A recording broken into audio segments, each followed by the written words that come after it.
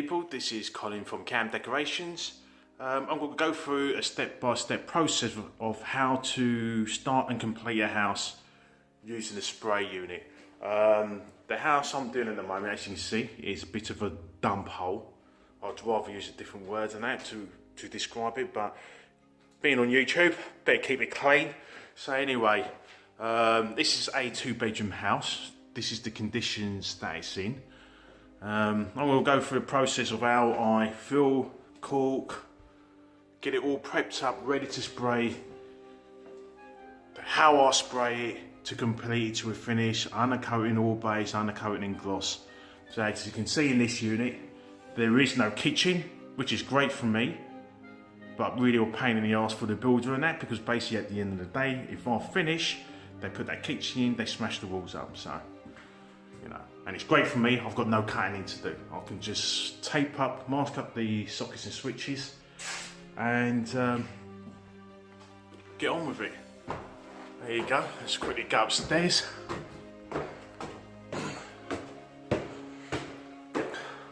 Okay. Decent sized room. Gaps in the frames are okay. We've had problems down in this site with the size of the gaps between the frames and the walls. Really large, ridiculously large. So yeah, so today's the first day in this unit. I've got another unit to do next door as well, which is a 3-bedroom house.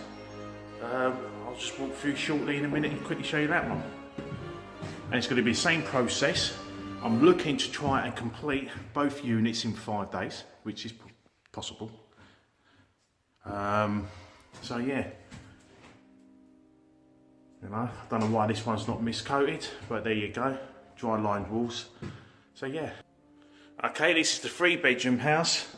It's pretty much the same, no kitchen inside. Again, I'd rather have the kitchen in so my door frames doesn't get smashed up. This place really could do with a sweep out. Look at the state of it. You know, they expect you to actually work in these conditions. At the moment, outside it's reading -3, so I'm loving it. We're expecting snow this week. So it's going to be interesting. I'll leave our carrier gas heaters on all night. I've only got one in there, so I have to leave it on to keep this place reasonably warm, so I'm able to, well, so the paint's able to work in there. You know, you're able to use the paint. Once again, bit of a shithole, needs to be cleaned, but there you go. So the idea is that I'll be trying to complete, I will be completing these 2 units in 5 days. And I'm going to make a daily vlog of me going through step by step and how I get the units ready for preps, ready for painting, all the way up to glossing and completion. So, I will see you on the flip side. That we've got to go around, fill up these nail holes in the door frame, do the walls, skirtings, got your curtain battens up here.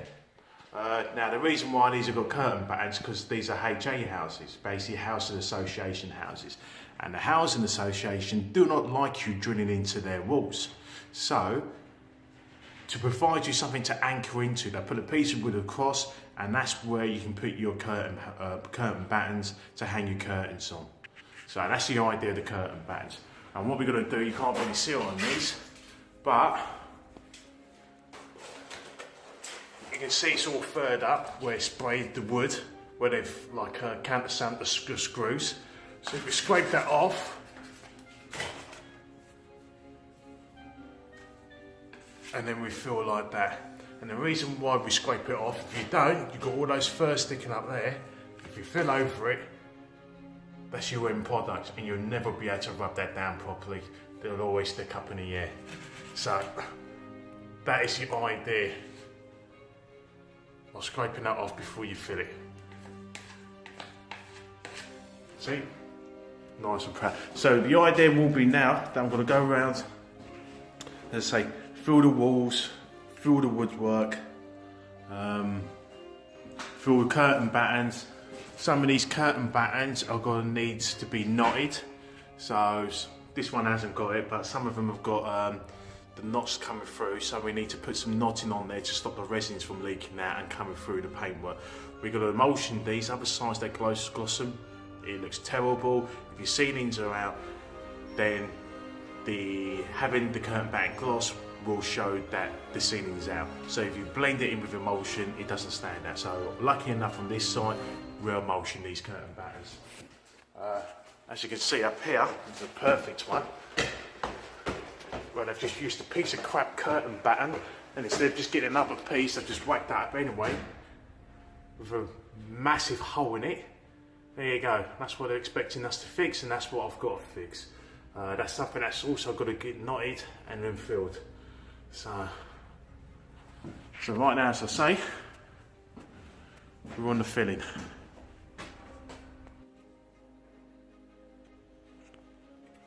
So with the walls, what we're looking to do, we're looking to fill the tiniest of defects. I don't know if you can see that. I'm going to try and get right in there. So that's what we're looking to fill, and even smaller. So the idea is that we get every bit of filling that we can possibly find on the walls. Now, you're never going to get it all, ever. It's impossible. I mean, look at the state of that house. And I'm not being funny, while you work in there, people will be coming in there as well and bashing your walls while you're working in there, and it drives you freaking nuts, but it's just part and parcel of working in the site in the UK. But we are expected, and we do get snagged afterwards, so we are expected to get every tiny little, let me see, little dig on a wall, and that's not quite small, that's actually quite a big one in that. So we're expected to get every dig on a wall, fill it all up. So that's the standards we're looking to, all the cracks we're looking to get as well. So obviously anything like that, you can clearly see that's a big hole, so I will fill something like that. Anything bigger than that, that's not down to me, that's good, that's down to the making good guys, and they will come through and use different type of filler which goes off harder and is able to sand down finer to give it a decent finish. But we are down to fill to a certain size, and that's what we fill on the walls and that. And obviously the minute holes, that's down to us to fill as well. So that's the filling on the walls. It's a pain in the arse job, I don't really like doing it, but there you go, it's all part and parcel. Prep work has to be done. If your preparation's right, then your finish will be right. Right, we've got the filling on the walls and on the woodwork done now. Now it's time to caulk up. I'm running a bit behind, to tell the truth. The other house was all right when it came to the gaps between the walls and the skirtings and the architraves, but they're looking kind of meaty here. They're kind of big gaps. So, you know, bigger gap than what should be used with caulk, but there you go. There's a building site for you. Bloody wood butchers. So, as I said, slightly bit behind schedule, but I reckon I'll be able to pick it up tomorrow. Main objective is today to get it all caulked up. So, both houses are now filled. And basically the other house is caulked up. It's 1:20 now. I'll finish around 4 o'clock, I will do. So I reckon I've got plenty of time to get this house caulked up, even though the gaps are big. I should have plenty more than enough time.